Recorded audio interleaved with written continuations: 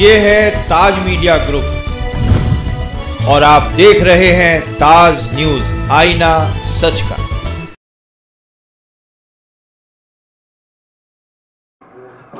कल हमने अपना 79th स्वतंत्रता दिवस मनाया और कल आने वाले कल 17 तारीख को बिहार के सासाराम से हमारी वोट अधिकार यात्रा, एक ऐतिहासिक यात्रा शुरू होने जा रही है। आजाद भारत में आजादी से सांस लेना इसीलिए संभव है क्योंकि वोट देना संभव है। अगर हम वोट नहीं दे सके तो हम आजाद भारत में आजाद तरीके से सांस भी नहीं ले सकते। ये संघर्ष जो राहुल गांधी जी ने शुरू किया है, ये इसीलिए किया है कि आजाद भारत में एक एक भारतवासी आजादी से सांस ले सके। जिस ढंग से फर्जी तरीके से वोट जोड़ना, फर्जी तरीके से वोट काटना, भारतीय जनता पार्टी का ये रंगे हाथों पकड़े गए हैं, उनकी चोरी रंगे हाथों पकड़ी गई है। और खास तौर पे बिहार में अगर ये एसआईआर नहीं शुरू किया जाता तो शायद इतना कुछ सामने भी नहीं आता जितना अब सामान्य नागरिक निकाल कर दे रहे हैं। यह स्थिति हो गई कि माननीय सर्वोच्च न्यायालय को भी हस्तक्षेप करना पड़ा और जो हमारी तमाम लोगों की, इंडिया अलायंस के लोग थे, एक्टिविस्ट थे, वोटर रिप्रेजेंटेटिव्स थे, सब की मांग माननी पड़ी चुनाव आयोग को। लेकिन माननीय सर्वोच्च न्यायालय के हस्तक्षेप के बाद षड्यंत्र सिर्फ वोट छीनने का नहीं था, षड्यंत्र था हमारे आपकी पहचान छीनने का।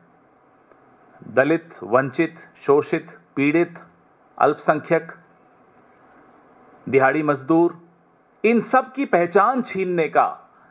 आज आप उनका वोट देने का अधिकार छीनोगे, कल सरकारी योजनाओं में उनकी भागीदारी छीन लोगे, उनको अनाज नहीं मिलेगा, उनको घर नहीं मिलेगा, उनको योजनाओं का लाभ नहीं मिलेगा। यह षड्यंत्र बहुत लंबा चौड़ा षड्यंत्र था। न पहचान, न घर, न पता, न लाभ। इस तरह का जो हमला और हमले की साजिश रची जा रही थी इस देश के गरीब वर्ग पर, दलितों पर, पिछड़ों पर, आदिवासियों पर, अल्पसंख्यकों पर, दिहाड़ी मजदूर पर, वो बिहार की जनता ने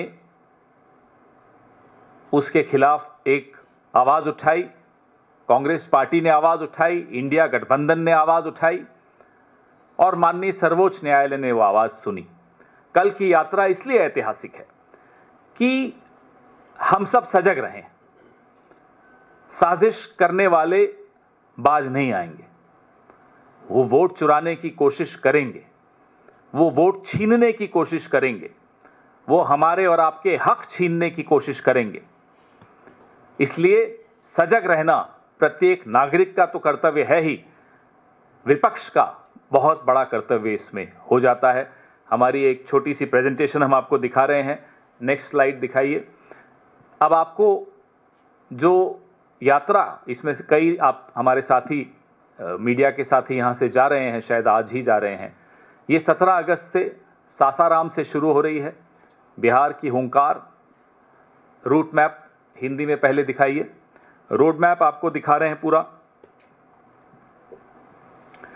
ये 16 दिन की यात्रा है, 1300 किलोमीटर की यात्रा है। सासाराम से शुरू होगी, पटना में 1 तारीख को एक विशाल रैली में समाप्त होगी। ये आपने देखा, श्री राहुल गांधी, श्री तेजस्वी यादव, हमारे तमाम अलायंस के पार्टनर्स वहां बिहार में शामिल होंगे। रोड मैप दिखाइए। ये आपको अभी इसके बाद प्रेस वार्ता के बाद भेजा भी जाएगा। आप वैसे जानते हैं इस रोड मैप के बारे में, पहले भी चर्चा हुई है। एक व्यक्ति एक वोट के हक की लड़ाई के लिए यात्रा की जा रही है और कैसे स्वच्छ वोटर लिस्ट रहे, जिसमें उन तमाम लोगों का नाम हो जो वहां के हैं। अब वो दिहाड़ी मजदूर कहीं बाहर चला गया नौकरी करने तो वो वोट देने जरूर जाता, क्योंकि वोट एक पर्व है, त्योहार है। इंग्लिश वाला भी बताइए।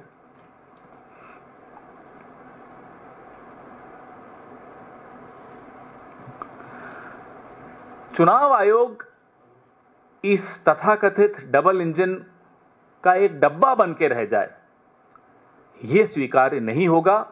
हम इसके खिलाफ पुरजोर संघर्ष कर रहे हैं, करते रहेंगे, सजग रहेंगे। आप सबसे भी आग्रह है कि इस संघर्ष में इस देश का साथ दीजिए। मैं नहीं कह रहा कांग्रेस का साथ दीजिए, इंडिया अलायंस का साथ दीजिए, मैं कह रहा हूं इंडिया का साथ दीजिए। नेक्स्ट एक वीडियो आपको दिखाएंगे।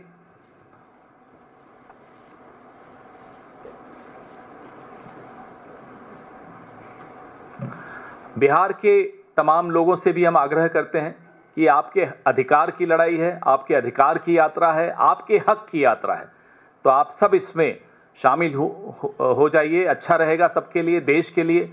लोकतंत्र को दिशा बिहार ने का एक ऐतिहासिक भूमिका रही है, योगदान रहा है। कैसे लोकतंत्र को भूमिका को दिशा दी है, शुरू से लगाइए। आप ये वीडियो देखिए।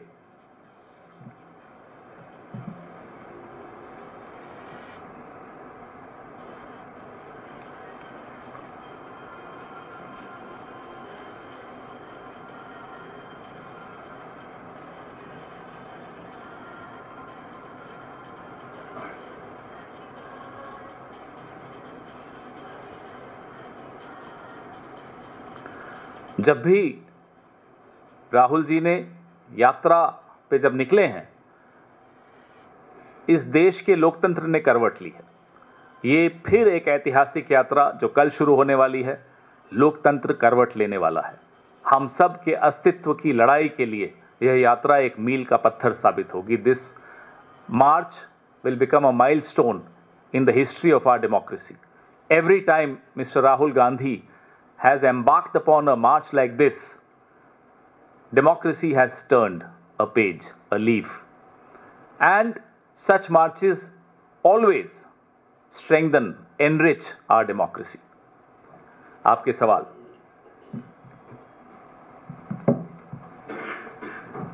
अभी SIR को लेकर जो प्रक्रिया चल रही है उसमें अभी भी बहुत मुश्किलें हैं। 65 लाख वोटर जो है बाहर हैं। हालांकि चुनाव आयोग ने स्वीकार किया है कि आधार कार्ड के साथ वो लोगों के क्लेम एंड ऑब्जेक्शन लेंगे, लेकिन अभी भी बहुत सारे लोग हैं जो ड्राफ्ट लिस्ट में हैं।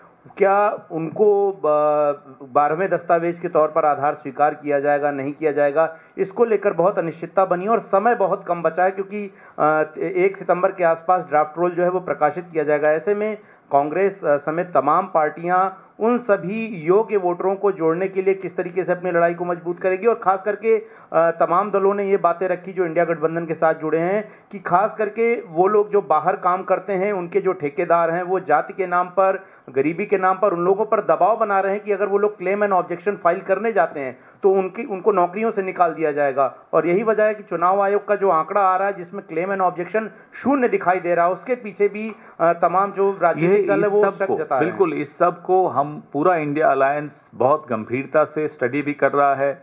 उनके सपोर्ट में जो भी हम कर सकते हैं हम तैयार हैं। ये यात्रा भी इसीलिए निकाली जा रही है कि लोगों में अवेयरनेस आए। और मैं तो चुनाव आयोग के अधिकारियों से भी आग्रह करूंगा, आपकी लंबी नौकरी है, किसी एक राजनीतिक दल के दबाव में इतने भी ना आ जाए कि आपकी नौकरी खराब हो जाए। आपके घर में आपकी अगली पीढ़ी आपको सवालिया दृष्टि से देखे, साहब क्या कर रहे हो आप।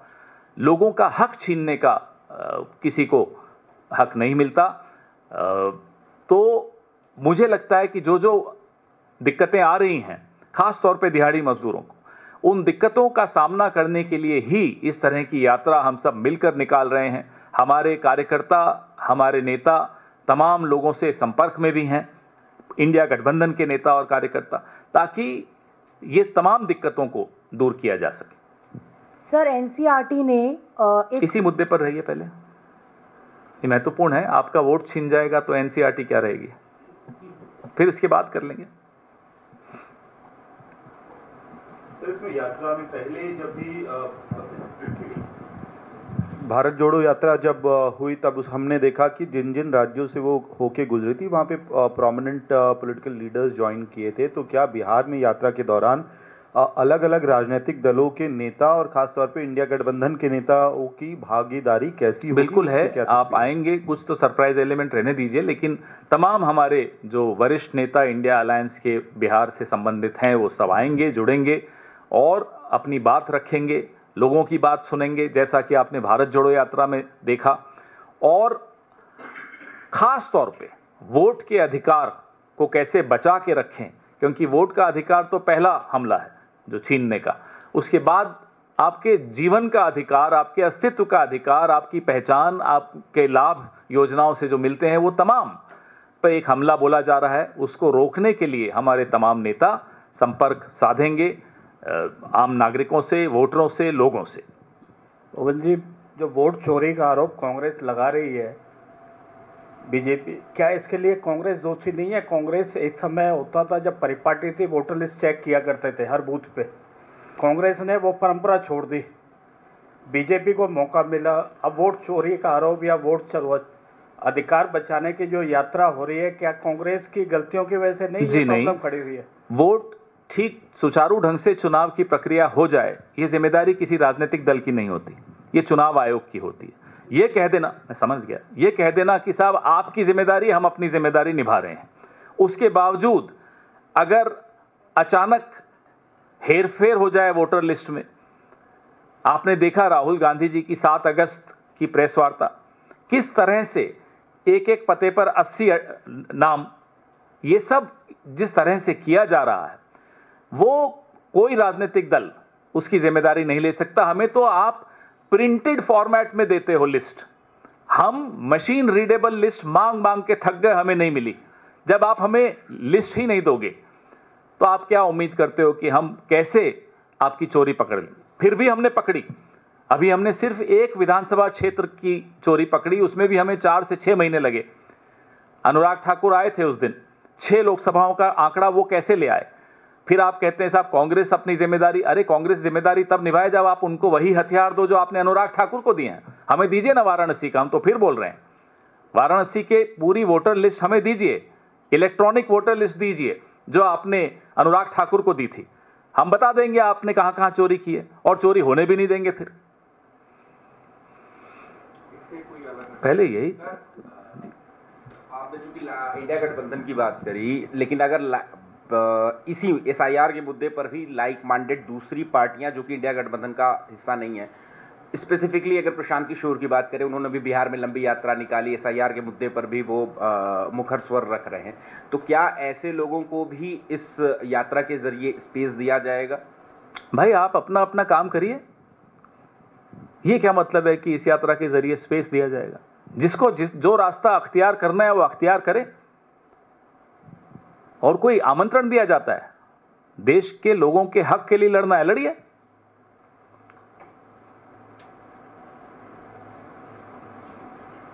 जी थैंक यू। जरूरी सवाल इसी के बारे में है? नहीं सर, इससे हट करें सर। दरअसल 14 अगस्त पार्टीशन हॉरर इस नाम से एक मॉड्यूल रिलीज की गई थी NCERT द्वारा, जिसमें sir partition culprits of partition कौन है इसको हाईलाइट किया गया था, जिसमें 3 एलिमेंट्स दिए गए हैं। पहला सर बताया गया है कि किस तरह से Jinnah demanded about partition, Congress accepted it and Mountbatten implemented it, ये मेंशन है। साथ ही साथ नेहरू जी का कोट भी दिया गया है, कहा गया है कि partition was bad but necessary to avoid civil war. ये उनके स्पीच 1938 मैंने तो देखा नहीं, इसलिए अगर आप नहीं खोल के रखिए मोबाइल, दिखाइए जरा मुझे क्या 1938 का जिक्र है। देखिए ना 1937, मैं पूछ रहा हूं 1938 डेट है या नहीं है? नहीं है। पार्टीशन के इतिहास में 1938 बहुत महत्वपूर्ण तारीख है। आप पूछिए क्यों है महत्वपूर्ण, तो गुजरात में साबरमती के किनारे हिंदू महासभा का राष्ट्रीय अधिवेशन हुआ था, जिसमें यह स्पष्ट तौर पे कहा गया था कि हिंदू और मुसलमान एक देश में नहीं रह सकते। 1938। आइए आगे 1940, क्या यह है मॉड्यूल में?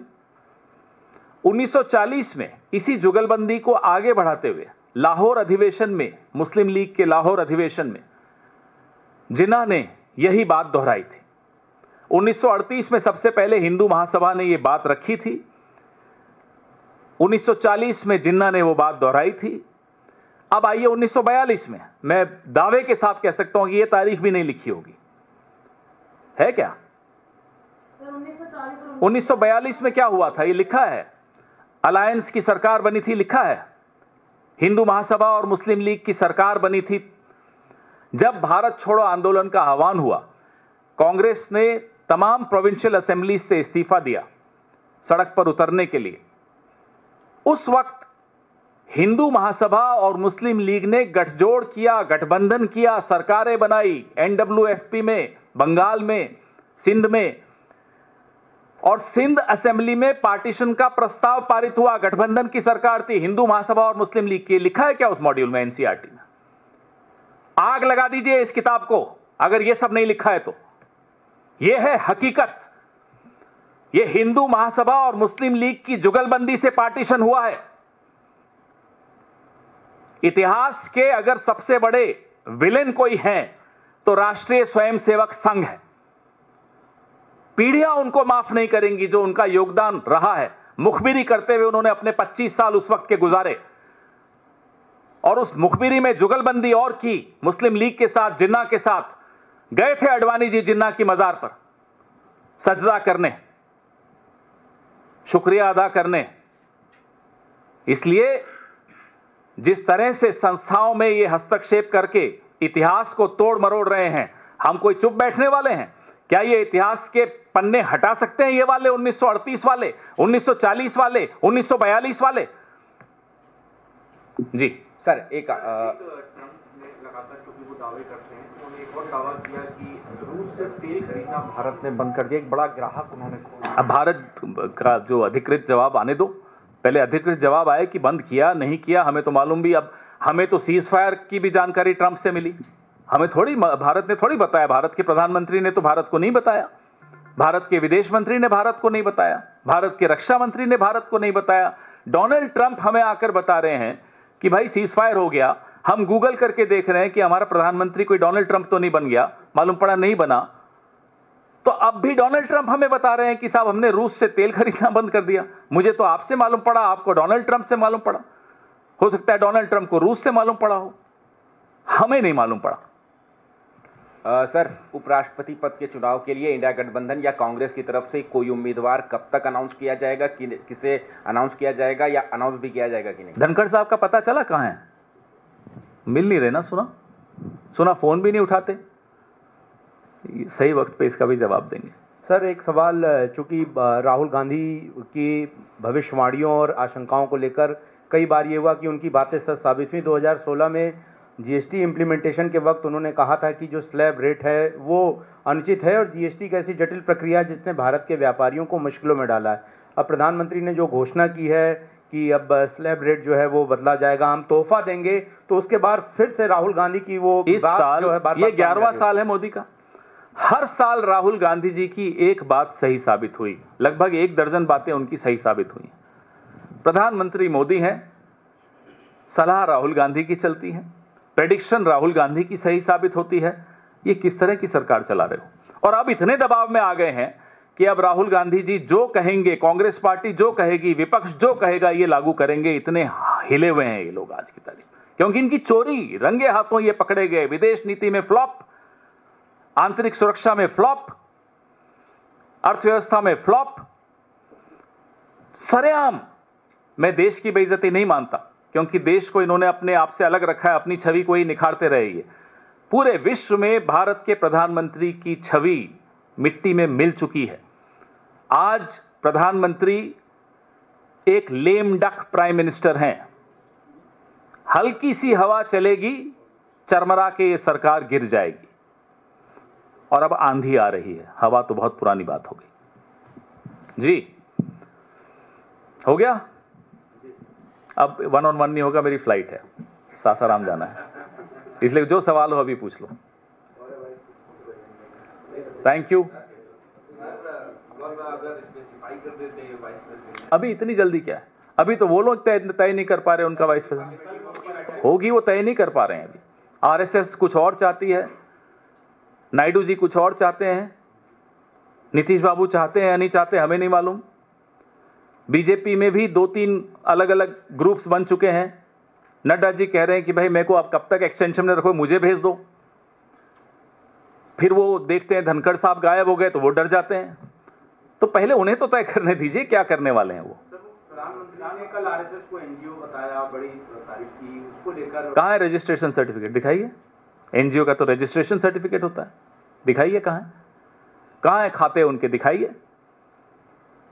भगवान इस समाज और इस देश को ऐसे एनजीओ से बचाए जिसने पहले 25 साल मुखबिरी करते हुए गुजारे, अगले 25 साल तिरंगे और संविधान का अपमान करते हुए गुजारे, उसके अगले 25 साल मंदिर और मस्जिद को लड़ाने में बिता दिए, और अब पिछले 25 साल दलितों, आदिवासियों, वंचितों, अल्पसंख्यकों, पिछड़ों के हक छीनने में निकाले। ऐसे एनजीओ को जितनी जल्दी हो सके बंद हो जाना चाहिए, और ये होगा। ये क्या कह रहे हैं कि आप चलाओ ये भाई, वो कह रहे हैं वीडियो अब ठीक ढंग से चलेगा। सर आप ये कह रहे हैं कि आरएसएस को क्या है उसकी उपयोगिता? इस देश में सिर्फ वैमनस्य और नफरत पैदा करने के अलावा इस एनजीओ, तथाकथित एनजीओ ने किया क्या है? इतिहास इनका संदिग्ध रहा है। महात्मा गांधी की हत्या में इनकी संदिग्ध भूमिका, हर जगह आपको जहां लगेगा कि देश के खिलाफ कुछ हुआ है, आरएसएस की संदिग्ध भूमिका दिखेगी। राष्ट्रीय संदिग्ध संगठन चलाइए। लेकिन आप क्या कह रहे हैं कि अगर इंडिया गठबंधन की सरकार आएगी तो आरएसएस के खिलाफ? अरे रजिस्टर तो कराएं, दिखाएंगे हम, इनको रजिस्टर कराना पड़ेगा, और तब देखते हैं रजिस्ट्रेशन होगी या नहीं होगी, होने दी जाएगी या नहीं होने जाएगी। इस तरह की गतिविधियों में ये शामिल रहे। अरे आने दीजिए, अभी बहुत कुछ होगा, बहुत कुछ होगा। सारे जवाब आज ही चाहिए क्या आपको?